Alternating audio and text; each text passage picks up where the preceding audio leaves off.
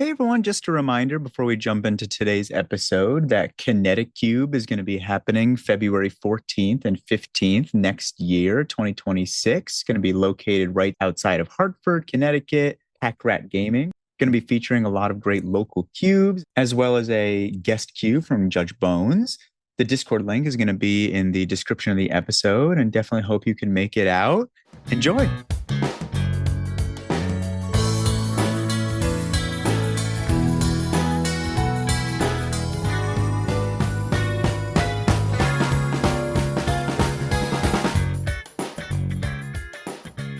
Hey everyone, welcome to Cuberviews episode 40. This is your host, Ian Braverman. I hope you're having a really great day. Today I am joined by Dan Kleine. How are you doing? I'm great, Ian. How are you? I'm doing really good. Thank you for asking. We met at a recent event, SCG Hartford, which was actually a few months ago already. That's crazy to think about.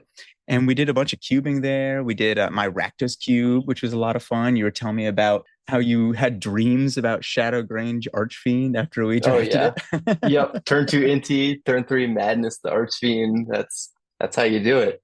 How do you lose when you're doing that? You don't, in my experience. And yeah, tell us a little bit about yourself. Thank you for coming on. Yeah, absolutely. So, say I've been playing Magic for about 15 years, which just feels crazy to say. And I do finance work for a nonprofit up here in Boston.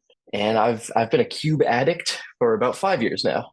So I did the Magic transition from retail limited and standard to commander, and then finally cube. Yeah, what about Cube drew you in? I love limited. It was always my favorite thing to do. When I went to Friday Night Magic as a kid, it was always limited, barely ever constructed, just on a game day. And I never did particularly well. Something about limited just kind of speaks to me in a way that constructed doesn't. It's always been that way. Limited resources is just the idea of limited resources, that is. It really appeals to me, and making small decisions that will have big results later on. So I love limited. I guess that's all I have to say. And we were telling a little bit about before that you play golf. You were playing in a tournament on Monday. Tell me about that. Yep, the Massachusetts Public Links qualifier didn't do particularly well. I still love to golf. It's my favorite thing to do in the summer, and the spring, and even the winter. I play indoor simulator leagues, so I'm an absolute golf fanatic, and that's what I find myself doing most of the time outside of work. It's Magic, it's golf, and a little bit of poker too. Ooh, a little bit of poker, Texas Hold'em. Yeah, mostly. Played a little bit of Omaha, but it's not my speed. You making the big money on Texas Hold'em? I made a decent chunk in college, but Ooh, believe it or not, work is actually more profitable than cards nowadays. So, consistent salary makes more money than gambling? No. yeah, you're kidding me, right? I like to play a little bit of poker here and there. I'm not very good. I do not have a poker face. Oh, I do I'm not. terrible with it. I went to school during COVID, and so the masks were a big part of my strategy, not being able to give away any tells. Oh yeah. That sounds about right. You wear the sunglasses, you wear the mask, your whole face is covered. Nobody can see you. Very cool. And yeah, today we're talking about Oh, the Humanity Humans Only Cube, which I think that's a fun name. Oh, the Humanity. Tell me about the name of this cube, the inspiration behind this cube. I wish I had more to tell you about the name of the cube, other than I was just trying to be a little clever. The inspiration behind the cube goes back to during COVID when I was just playing Commander. There wasn't much of a competitive Magic scene in person, so I was just playing with friends, playing Commander, and then I found this one card one time called Goblin Trenches. Ian, do you know what Goblin Trenches does? I actually do. I love Oh that no. card because it's an uncommon technically, and I have it in my peasant cube. Yeah, I love that card. I've still never played with it. I think it's one red white for an enchantment, and for 2 mana and sacrifice a land, you can put two goblins into play. I loved the vibes on that card. So when I came across that, I think it was on Reddit or something, I was thinking about how to make a commander deck around goblin trenches. I'm a pretty competitive guy, so I don't like making decks that can't really win games. And pretty quickly, I realized that if there was a way to break Goblin Trenches in Commander, I didn't know what it was. So I said, you know what? I'm going to build a cube around Goblin Trenches. I'm going to make it so Goblin Trenches is a good card in cube. and I never did it. Oh But I no. did put together like a list of cards that I kind of liked, and then I kind of put it on the back burner for about a year or so. And every once in a while, I'd come back and I'd say, maybe I should build a cube. But I never did until one day when I thought maybe I can build like a typal cube or a tribal cube. And I never did that either. But I did notice when I was looking at the creature types just how many humans there were. And I found a little website somewhere, broke down the different types across the different colors. And humans were up there as they weren't the number one most popular creature type in any color. They were number two or number three. And I thought, Humans are everywhere. exactly. I thought, so I took a look at them. 5 cards jumped out at me right away. It was Dark Confidant, it was Eternal Witness, Young Pyromancer, Snapcaster Mage, and Mentor of the Meek. I like all these cards. Exactly. And so I said, you know what? Why don't I build a humans only cube? And I kind of looked on Cube Cobra and I Googled around. I didn't really see anyone with anything like that. So I had no place to start, which I think was a good thing because I went through so many cards. There are so many humans, and there's even more non-creature spells.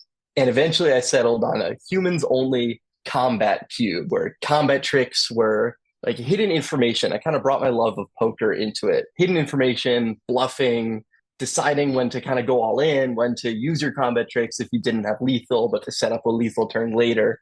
And I put that together, eventually got all the cards for it, played it, and had a blast. It was totally unbalanced. Looking back on it, a terrible cube. There were just power outliers. There were completely unplayable cards. I remember getting really excited. I wish I could remember the name of the card. It's just a white card where you could pay mana to prevent 1 damage. Oh, Yeah, and I thought, in a cube where it's all focused around combat tricks, I think that card would be pretty sweet. And it might be, but it also might be completely unplayable. But those are just the things you learn when you build a cube for the first time. And so I guess it's a long-winded way of saying I started out with this terrible combat-focused cube where everything was a human, and I ended up with something that I'm actually pretty proud of. It plays really well, and I draft it not every week, but maybe every other week, and it gets better and better, and I just love tinkering with it. Cube is the perfect kind of outlet for my procrastination at work. I can spend 30 minutes here, I can spend an hour there, look through Scryfall, look at the cards that are in the cube, think about replacements and everything. It's a really fun passion project for me. And it's funny because we were just talking about, we recorded that I did a pack one, pick one. I made a pack one, pick one before I sent you the outline that I wrote. And you were like, oh, by the way, one of the cards in the pack one, pick one is not in the cube anymore. And I was like, what? I did this pack one, pick one like 2 days ago. How could it already have changed so much already? So you're definitely tinkering around with this cube. Absolutely. I'm a compulsive tinkerer, but I never change too many cards at once. Keep the soul of the cube intact. And I think it's playing pretty well right now too. So I love to hear the perspective that you were just saying about bringing in your poker and going in all in and holding your cards until the right moment, that perspective when it comes to combat tricks. I think that's a really cool viewpoint on it. I've never heard of it that way before, but it makes a lot of sense. You got to hold them until the right moment and then you got to bluff, It makes a lot of sense. I love when people bring different perspectives into their cube design. The one thing I'll say about that kind of Magic plays, there were some crazy stacks. The disfigure on the stack. I'll pump my guy with giant growth. Well, I'll change the target of that. Well, I'll unmorph Willbender. So now you're targeting Willbender. And then there are some crazy, crazy lines of play. Where we're at now with the cube is a much healthier environment. Yeah. That's awesome. And yeah, I mean, when I heard you tell me about this cube at SCG Hartford, I was thinking to myself, like, I've never really seen a cube that's totally built around one creature type before. And I was thinking about it and I was like, what other creature types could you build a whole cube around? And I was like, yeah, that makes a lot of sense. Like, I mean, there's so many humans in Magic. I mean, maybe you could do like merfolk, but then again, they're mostly blue. Or maybe you could do like beasts, but that's mostly green. And I don't really know if there's many other creature types in Magic that really span across all the colors like that and are so widespread that I think it's really cool that you found this niche. Yeah, it's sweet. I think I've looked around. I've tried making like a wizard cube, but it never really came together because the archetypes for wizards, it's spells, it's prowess. And that's kind of it. But I think humans just the sheer number of cards enables so many different archetypes. And what I like about humans is they're small. The median mana value, power, and toughness, it's all 2. So you're getting on board early. You're playing these powerful spells late game, but in order to do that, you have to establish a board presence. There's a certain element of that I really like. Just the games start quick. They can go long for sure. There are control mirror matches that can take the entire round. And there's also aggro races that can be done in 10 minutes. And I love the different games that this cube produces. And that's one of the things I like about Cube. I like having a completely new deck every time and trying to figure out how best to make things work. Absolutely. I totally agree. And looking at the overview for the cube, it really looks like there are a lot of different archetypes, which is interesting because I feel like a lot of other creature types in Magic, like we were just saying, they only really do 1 or 2 things. Like wizards do spell slingers, or clerics do like life gain stuff, or cats go wide and gain life or something. Compared to humans, where I feel like they really do everything and they can do a lot. Like some of the archetypes that I saw that you have written down here are things like aristocrats, prowess. There was reanimator, so I'll ask you more about that. There was reanimator. Also things like aggro, mid-range control, the whole spectrum, artifacts, tempo, counters magic, equipment. There's a ton of different things. Yeah, I don't really know if there's any other creature types that are that broad. So I think that's really cool. I don't think there is. That's what I love about it. There's so many different things you can do, and each of them feels like magic. I think this cube has gotten to a point where a lot of the evergreen keywords feel so good. Like if you get a creature with flying, that really feels like flying. Like, oh, your guys can't block this thing with flying. Or if you have something with vigilance, you can attack and block. Trample is so good because all the creatures are so small that if you can get one big guy with trample, it's so powerful. And I like how just magic it feels. It feels like a souped up version of a retail draft set. And I that wasn't my design goal. I didn't really have a design goal, to tell you the truth. Just wanted games that were fun. It plays great. And I'd love to talk about the design, how it plays, cards, everything. I'm excited to be here today. Well, I'm happy to have you. Tell me about why you took out Reanimator. Absolutely. I took out Reanimator yesterday. Like we were talking about, I'm a tinkerer. We used to have the full suite of spells. There was Reanimate, there was Exhume, there was Persist. There was actually a second copy of Exhume for a few days that I didn't catch. I tried to keep it singleton. I just accidentally had 2 Exhumes. Animate Dead, there was Corpse Dance for a minute, there was Dance of the Dead, Life Death. And I thought that going back a little bit, the creatures were never that powerful because you don't have access to broadside bombardiers. You know, I didn't want to put the initiative in the cube. You don't have power. So I wanted things to feel very fair. And so Reanimate is kind of a way to cheat things into play for sure. You know, if you talk about Vintage Cube, you're reanimating the Eldrazi. You're reanimating, let's see, what are the other big reanimate targets in Vintage Cube? Oh, like Inkwell Leviathan. Oh, that's like 10 years ago. I'm outdated with that. It's just these monstrous creatures that you can't really cast. But with humans, you look through the list of expensive humans, and you know, no disrespect to those cards, but they're all terrible. You know, there's Torsten is kind of the best one. Torsten's pretty good. Torsten is pretty good. There's Agent of Treachery. That's pretty good. 7 mana, 2/3. It takes a permanent, but that's kind of it.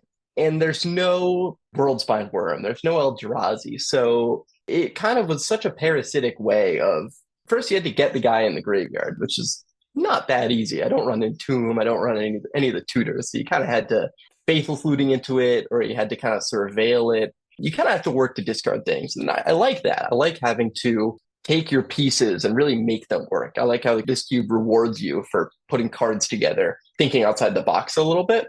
It's already hard enough to assemble a combo of put a creature in the yard and then reanimate it.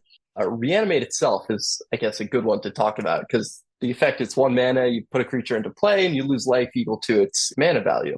This cube, if you filter it by the creatures that have lifelink, you will see a very small number. I think it's 15. And the reason for that is because I think in this cube where you're getting on board early, a decent amount of the matches come down to racing. Having a creature with a lifelink is so unfair for the other person. If you have lifelink and I don't, it's so hard to win a race. So I took out a lot of the creatures with lifelink for a long time. So there was a big cost to playing reanimate. If you reanimate your Captain of the Watch, the 6 mana soldier that makes 3/1/1s, That card and then slaps. but it does slap, absolutely slaps. If you reanimate that, you're taking 6 damage, and that's a lot of damage. And so you put all that together, right? First, you have to get the card in your graveyard, which isn't easy. Then you have to lose life and not just be dead on the swing back. And then your creature can just get bounced. It can get removed. It can get, exiled under a Fiend Hunter type effect. And you're just out of the game, I feel. So you're putting in a lot of work to get a payoff that in theory is awesome, but as it played out, was never really that good. And it wasn't easy to find yourself into that archetype. And then additionally, Captain of the Watch was just a new player trap for a long time because the cube, it's such a low curve. You can't really reliably cast a 6-drop. So I would invite people to draft the cube and they take Captain of the Watch because it's, like you said, the card slaps. And it would just be a dead card and their deck would stink. And that's not a very fun play experience. I came to that decision just yesterday, but I've been kind of circling it for a long time. And I think black's just the weakest color. There's not that many good humans that are black. So it's really, really hard. Like I was scratching the bottom of the barrel a few years ago when I first made this cube. There were like 3-mana 2/2s that had tap ability. They're so bad. Royal Assassin in a cube where everything's a 2-drop. Royal Assassin does not feel that great. 3-mana 1/1 that has to survive a turn and tap. It's funny, on a recent episode when I had Justin Parnell on the cube, we were talking about having cards that make the drafters think that there's an archetype that there isn't. And I really thought about that a lot. Like, I'm a big fan of having a fair reanimate in cube. I mean, reanimate 1 black. If something's dead in a graveyard, just get like a 2-drop back. That's great. But at the same time, if you have reanimate fairly, it just screams reanimate. People see it and they say there's a reanimator archetype. I feel like that, things like Blink, like we talked about with Justin, it's hard to just pepper in little pieces of something like reanimator without confusing people. It's an interesting thing I've been thinking a lot about. It absolutely is. And as the cube stands right now, I do run reanimate. But I was listening to that episode with Justin Parnell and I thought, maybe I should actually cut that card. Because like you said, someone's going to see it and think, oh boy, reanimator. And they're going to have to end up reanimating like, I don't even know, Venzer? I guess that's just not that good. It's not too bad. Hey, I love Venzer. It's not bad, but it's not going to win you a game. Yeah. That's awesome. I mean, I'm a fan of, like we were just talking about, little reanimator. Like, one of my favorite things to be doing in Vintage Cube is just get a recurring nightmare and keep looping like a Mold Drifter over and over again. Ooh. But I feel like recurring nightmare will be a little too good in this cube. I think so too. Yeah. And reading the overview of the cube, it sounds like this cube has kind of gone over a lot of different evolutions. And like we were just talking about, I mean, it sounds like you're constantly tinkering with the cube. And it sounds like when you first built it, it wasn't even originally a human's cube. Tell me about what this cube has been and how it's changed over time. Absolutely. Yeah. So like we were talking about, it was almost a combat trick cube about bluffing information, deciding when to go all in. It led to very fast and swingy games. I didn't like how snowbally that felt. You win the first combat trick war, and then you have a creature, and they can't really do anything about it because they don't have their creature anymore. Yeah, very snowbally. So I didn't like that. So I kind of pivoted more towards just a low kind of aggro cube where you really had to struggle to get card advantage. You don't have to play all these combat tricks that are, some of them are pretty sweet, but others are kind of unexciting. How about it incentivizes you to attack with cards like Chart a Course, which is 2 mana. It's a blue card. You draw 2 cards, and then if you didn't attack with a creature, you discard a card after that. So I put that card in as a way to say, you don't have to attack, but you're missing out on value. I want people to be attacked. I want people to be engaging in combat. And then as that went on, I thought, and I found that the white and green decks, the green-white idiots, was just so good because those creatures are just a bigger stat line. There's a card, Iwamori of the Open Fist. It's a 4-mana 5/5 and it has trample. And then when it enters, they can put a legendary creature from their hand. I remember that. There aren't that many legendary creatures, so it's just a 4-mana 5/5 with trample. The card is insane, but that wasn't a very fun play pattern. Just like, my creature's bigger than yours, you can't deal with it. Because for a long time, I thought, well, I don't want unconditional removal because I want the removal to be disfigure type effects, where you want to have a creature in play, you want to be blocking and use it as a combat trick to kill their creature. But it's just, it didn't really work. I had it that way for a long time until I put in a card like Fell recently, just 2 mana destroy target creature. That was kind of the card that opened up the floodgate. And so the cube's gone through a lot of different design philosophies, and the place it's settled now feels very fair. You want to be attacking because the curve is low. If you're drafting a control deck, you need to get on board early with the looters like Jace Vryn's Prodigy or Rona. And there's cards like Stormfleet Aerialists in blue, which is a color that doesn't really want to be attacking too much traditionally in limited. It's kind of, you control the board and you make some flyers and you attack with those. There are cards like I mentioned, Stormfleet Aerialist or Suspicious Stowaway, which have evasion and want you to be attacking. And they have cards with the raid keyword are really sweet. So I've kind of kept the original design philosophy of get on board early and start attacking. But I think I've powered up the non-creature spells to a point where you can play hard control. The only stipulation is you should probably get your Philology Archaeologist on the board early. You should probably get your Dogged Detective early to start surveilling. Because if you don't, you're going to die to the Monastery of Swiftspears. You're going to die to the Champion of the Parish. It's been very, very fun. I hope, God, I got to get you up to Boston. We got to draft this. I definitely want to. I wish you brought it to SCG Hartford. That's really cool to hear how the tempo kind of swings depending on what the overall cube is doing. Like how in some cubes, a control deck can kind of just do nothing for like the first few turns and then eventually play a board wipe or a few counter spells and then slam like a 7-drop. But it sounds like in this cube, a control deck has to really stave off the aggro for a while and then eventually take over. That's my favorite kind of control deck. Absolutely. That's the only way to do it. If you look at the top end of the humans, they're not that good. Another effect that I've stayed away from are wraths. Yeah, I didn't see many here. No. There's Massacre Girl, a human wrath, the 5-mana 4/4. It has menace. Have you played in Hearthstone? There's a card called Defile, which kind of deals 1 damage to all creatures, and if they die, it deals 1 damage like again. Black thing moving across the screen, like the do do do do do do do. Exactly. Massacre Girl says gives all creatures -1/-1, and then whenever a creature dies, all creatures get -1/-1. That card's so much stronger than it looks. Oh, absolutely. The card, that's how the control decks win. They kind of can lure the aggro player into making a board, but almost always Massacre Girl is going to wipe the board. And then it's also a 4/4 threat that'll close the game on its own. I like having it that way because I don't like the play pattern of wraths. Because I don't like being able to sandbag of, I don't have anything. You committed to the board too much. Day of Judgment, Wrath of God. I don't like that play pattern. And maybe that's because I like to play aggro and I don't like my creatures getting wrathed. So meanwhile, I love just case. Like, hey, I got him. Yeah, I think I'm a little biased. I bring my biases with me into the design of the cube. So I don't like wraths. For a long time, I didn't like unconditional removal because I like my Hero of Bladehold. I don't want it getting destroyed. I worked hard to play that 4-drop. Hero Bladehold, if you don't kill it, that card wins so many games. Oh my God. Yeah, it really does. That card's a beating. And what are some of the most powerful cards in the cube? That's what I was curious about. Like there are some like Lord effects. Like I do see a few humans that remind me of humans when I used to play Modern. Man, that deck was so strong. Like for example, Thalia's Lieutenant. 1 and a white for a 1/1. When it enters, put a 1/1 counter on each other human you control. And when another human enters, put a 1/1 counter on it. That card is so insane. That card is insane. I had a lot of Lords in the cube originally. And what I found was those cards were just too good. When all the creatures are humans, if you get your Poliano Vanguard, that was the one I was thinking of. It's from Conspiracy. It might be from the second Conspiracy. You reveal it as you draft it. The next creature you take, you note that creature type. You reveal that one. It's a Lord for creatures of that type.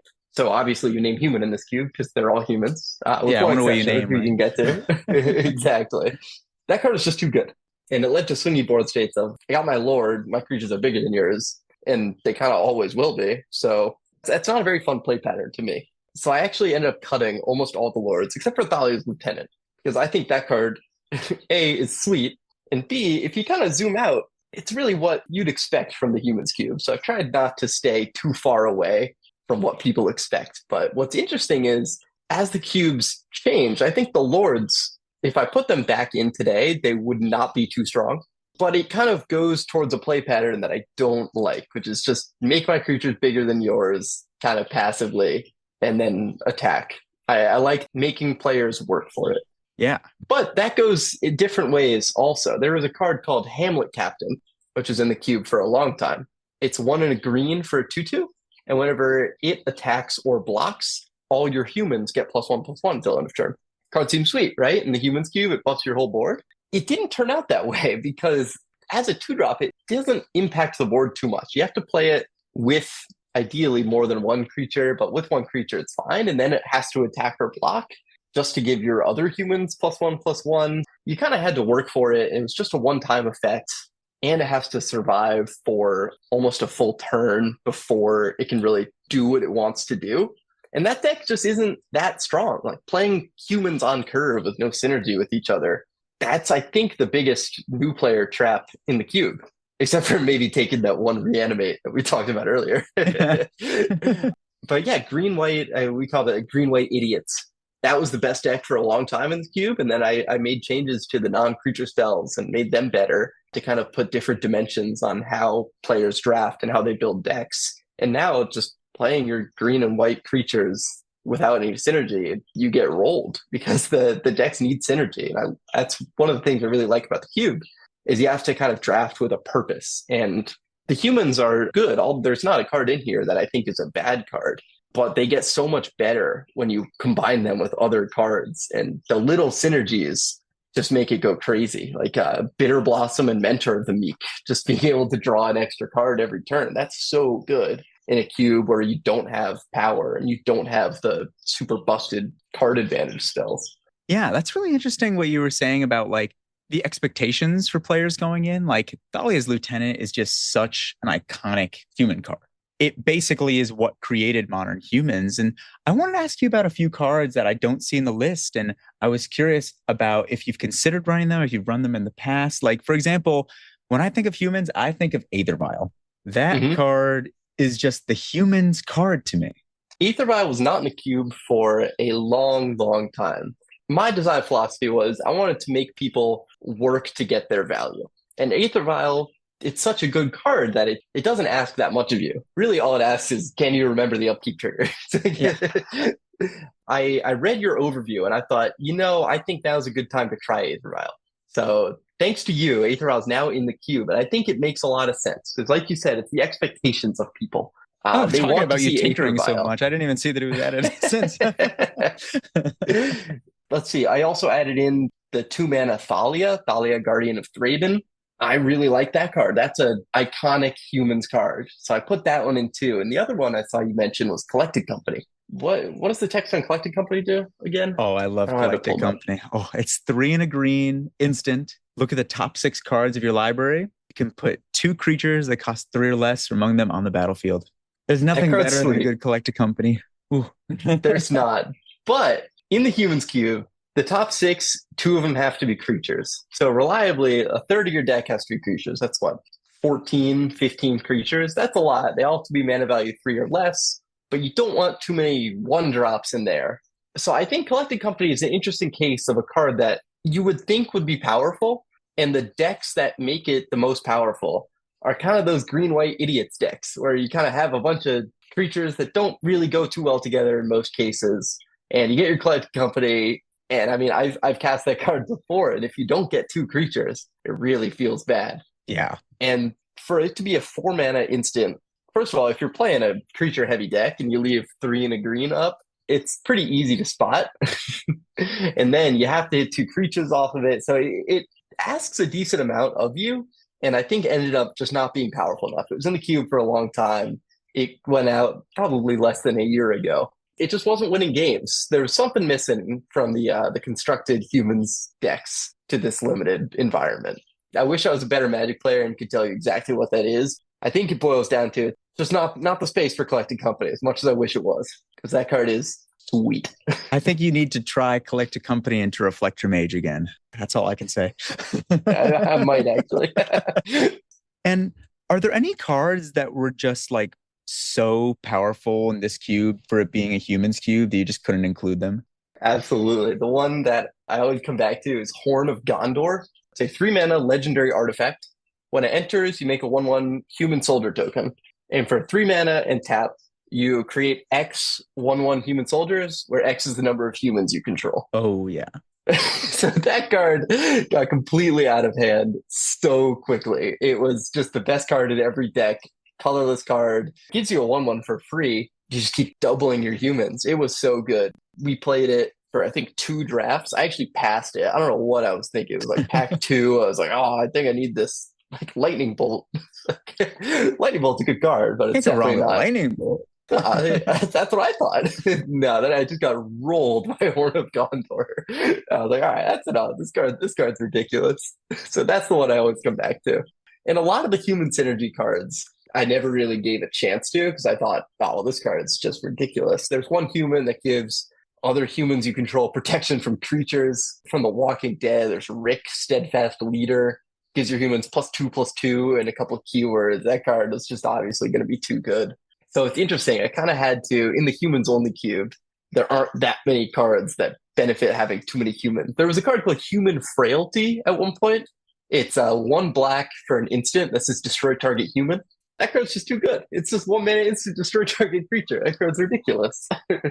Yeah. It's funny because those seem like the kind of cards that when you're building the cube are just like, oh, I get to play these cards. It's like, where else can I play these 1 black destroy target human?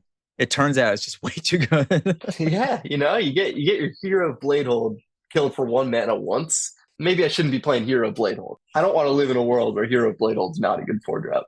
Oh yeah, of course. And then on the other end of that, there are cards that are human payoff cards. Like there's a card called Mass Appeal. It's 2 and a blue. It's a sorcery. It's from Avacyn Restored. And it says draw a card for each human you control. Now, I thought that card was going to be sweet too, but the way it plays out, there's so many tokens that get created that aren't humans. It's actually really hard to get 4 humans on the battlefield or 3 humans on the battlefield to make Mass Appeal really tick. So there are things on both sides of the aisle that I kind of came to terms with. If I want to have a cube environment without power outliers one way or the other, I got to let these cards go. Yeah, because you could play Mass Appeal or you could just play Stock Up, Exactly. It was a much easier decision after Stock Up was spoiled. Yeah, a little dig through time where you have to have 4 creatures in play. And one thing I wanted to ask you about, and we talked a little bit about it, was, so there are the humans, of course, in the cube. It's a human cube, but then there are the non-creature spells. And when I talked about the Changeling cube on a prior episode, it was interesting hearing about the non-creatures that weren't directly affected by all creatures having Changeling, which is another thing that's kind of similar in this cube in my mind. There are some non-creature spells in here that create humans. For example, like Distract the Guards from Assassin's Creed that creates 3/1/1 human rogues. Tell me about the role of the non-creature spells and how you choose them. Because like the humans, of course, you get to narrow it down so much. You can only put in humans. Scryfall search. But non-creatures, how do you choose those? It's really hard. I have a box of cards that were in the humans cube at one point, cards that I strongly considered putting in the humans cube at one point, but ended up not. It's just kind of put a lot of things in there, tinker with it, play with them a few times, and see if they're good enough. There are cards that get a lot better the smaller the creatures are, like Disfigure. Black, instant, give creature -2/-2. That's pretty good in a lot of limited environments, but when the median power and toughness of the creature is a 2/2, Disfigure very quickly can turn into Human Frailty, just 1 mana, destroy target creature. And there's a card like Forge Bolt, which is 1 red for a sorcery to deal 2 damage, divided as you choose. So you can kill 2 1/1s, or you can kill a 2/2. I like the modality of the non-creature spells. I really like to keep them instants rather than sorceries. I think leaving mana up is one of the best things about Magic, is kind of deciding, do I play my creature or do I leave mana up for some sort of interaction, whether it be a counter spell, whether it be a Disfigure, or whether it's just to activate an activated ability. I love the way that plays into the game. To narrow down from the massive list of cards to the ones I want, it's a little bit of trial and error, but it's a lot of just remembering what the cube is, which is, it's a lot of cheap creatures, so the spells have to be cheap too. And I don't want it to be too easy to just draw a bunch of cards. I want to make people work for it, like Chart a Course is still in the cube. And then there are cards like Blue Sun's Twilight, which is X blue blue. It's a sorcery, and you gain control of target creature with mana value X or less. There's some more text on it if X is 5 or more, but it's hard to get to that much mana in the Humans Cube. You usually are playing 16 lands unless you're a pretty heavy control deck. But just being able to 2 mana steal a token, it's kind of remembering what the cube is, how important it is to get on board early, how you win games in this cube, which is synergy. Keep removal, keep interaction, and synergy enablers. Kind of how I keep it. I don't like to have things be too expensive. There's nothing worse than having a really cool, powerful card rot in your hand. You didn't draw enough lands, or for you to just die before you got the chance to cast it. That's a really cool perspective that I don't think that I think about enough, because yeah, this is a humans cube where all the creatures are humans. But then when you dive deeper into it, like you said, it's a low curving combat cube. And I feel like when you have that deeper perspective on what your cube really is and how it actually plays, picking things like the non-creature spells, the speed of the removal, what the board wipe should or shouldn't do, what the combat trick should be able to do, I feel like that makes a lot of sense. And I feel like that really would help with picking the non-creature spells. That's really smart. And another question that I have is, when you're picking the non-creature spells to allow synergistic decks to exist, like for example, there is Spellslinger in here. How do you pick the non-creature spells to augment the humans that play into the Spellslinger archetype? Like, for example, we mentioned Young Pyromancer or Magmatic Channeler. A lot of those cards are just generically good. When I kind of look at new sets or decide what new cards to put into the cube, I want cards that have kind of either proven their power level or have kind of shown how iconic they are throughout Magic. Like Cryptic Command might be a little slow. I haven't tried that one yet. I just put it into the cube. I the love latest, Cryptic. the latest tinkering. Just kind of looking for the cards that feel sweet. And I wish there was a more scientific way to do it, but there's a certain thrill in getting a 2-for-1 with a card that isn't that easy to do that with. You know, I'll go back to Forked Bolt. To kill 2 1/1s with Forked Bolt feels so good. To kill 2 creatures with a card that says destroy 2 creatures, it might be a better card on average, but I like having to answer questions in interesting ways. Yeah, I mean, the way that you played this cube so often, like you were telling me that you just drafted it on Monday, you just did another draft and you draft every week or every other week this cube. I mean, I totally understand where you're coming from, where you're saying that it's like a vibe because you draft it so often, you get so much feedback from your play group. You're the one actually playing it all the time that it totally makes sense that some decisions would be unexplainable. It's just how it feels. Absolutely. And then it's just kind of remembering the archetypes too, and kind of pushing what I want to push, like counters matter or equipment matters or artifacts or tokens. It's looking for cards that can play well in multiple different scenarios. And anytime there's a new human spoiled, or there's a human that's just a iconic card, like Eternal Witness, I want cards that work well with Eternal Witness. So cards that go to the graveyard. I want cards that mill things. I want to make the Eternal Witness better by grabbing back something that you want. Or Snapcaster Mage, you know, like bolting a creature and then holding up 3 mana to flash in your Snapcaster Mage and bolt something else. Maybe block and trade off with a 2/2. Those are the kind of plays that really make this cube tick. It's finding ways to 2-for-1 your opponent with a lot of cards that don't really say 3 mana 2-for-1 your opponent. What are some of your favorite decks that you've seen recently? Like, what were some of the coolest decks you saw on Monday? On Monday, there was a green-white counters deck that used Hardened Scales and the 2-mana green Ozolith to just kind of make your creatures bigger, put counters on them. It ran Rancor and Audacity to give Trample. Like I was saying earlier, Trample's so good because all the creatures are 2/2. So if you make a 4/4 Trampler, that card's insane. You know, Yeah. you win the race like crazy, and it's hard to remove big creatures like that. It ran the card Synchronized Charge from the new Tarkir set. Distribute 2 counters, 2 1/1 counters on up to 2 creatures you control. And then all creatures you control with counters on them gain Vigilance and Trample until end of turn. And then it also has the new Harmonized mechanic, which is basically flashback for 5 mana.